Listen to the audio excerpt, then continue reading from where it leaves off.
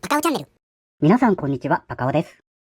先日、日本の国会で LGBT 理解増進法、通称 LGBT 法の成立が先送りされたのはご存知でしょうか。先送りになった主な理由は、法案の文言の中に差別は許されないという言葉が記載されていることとされています。その反対する理由の詳細を聞き、まだそんな前時代的な考えの方が日本の政治家として実権を握っているのか、と正直ショックを受けました。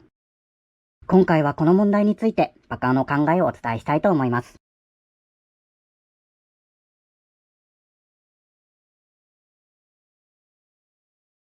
まず、反対の具体的な内容について確認をしてみます。その内容は生物学上種の保存に背く。道徳的に LGBT は認められない。差別を理由にした訴訟や政治運動が多発する。女性の競技に男性の方が心は女性だからといって参加する。この法案によって同性婚につながる。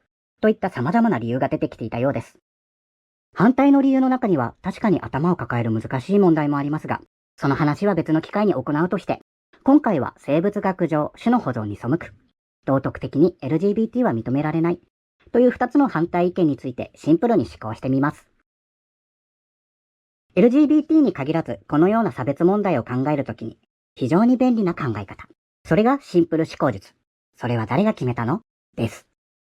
この思考術には、人間が決めたことと、神様が決めたことの2つが登場します。では、その違いを考えてみましょう。人間が何か物事を決めたとき、そこには様々な不都合が出来上がります。決めたことが歓迎される一方、別の誰かがその決めた内容で不遇な思いをしています。全人類皆賛成の意見なんて今まで見たことありますか？少数だとしても必ず反対派がいますよね。だから我々人間は一方だけがその恩恵を享受しないよう考えうる最もいい状態になるよう日々議論を重ねているわけです。いわば人間が決めたことは不完全なものとでも言えましょう。一方、神様が決めたことはどうでしょうか？完全なもの？いいえ、違います。パカオはチョコレートが大好きです。特に夏に食べる冷たいチョコレートアイスは人生にはなくてはならない幸せなものです。その理由は甘くて美味しいからです。では、なぜ甘くて美味しいのでしょうか？世の中にはチョコレートが苦手な人も多いはずなのに、パカオは甘くて美味しいと感じます。なぜですか？この質問に答えることができる人はいないでしょう。たまたまチョコレートを食べると美味しいと感じる体でパカオは生まれてきただけ、としか言いようがないのです。食べ物だけではありません。好きなスポーツも、本も、映画も、何を楽しい、何がつまらない、と感じるのは、たまたまそう生まれたというだけに過ぎません。性別にしてもそうです。生まれたらたまたま LGBTQ+ だった。ただそれだけのことです。これが神様が決めたことです。そして神様が決めたことに対して我々人間はそれを変える術を現時点では持っていません。完全であるならば自分の意思で自由に変えられるべきですが、それができません。つまり神様が決めたこともまた不完全であると言えるでしょう。人間が決めたことは不完全でもこれから改善していくことができるもの。神様が決めたことは不完全で誰にも変えることができないもの。これが2つの違いです。そして、そのうちの神様が決めたことについて不平等に扱うことを差別とするのがパカオの考えるシンプル思考術です。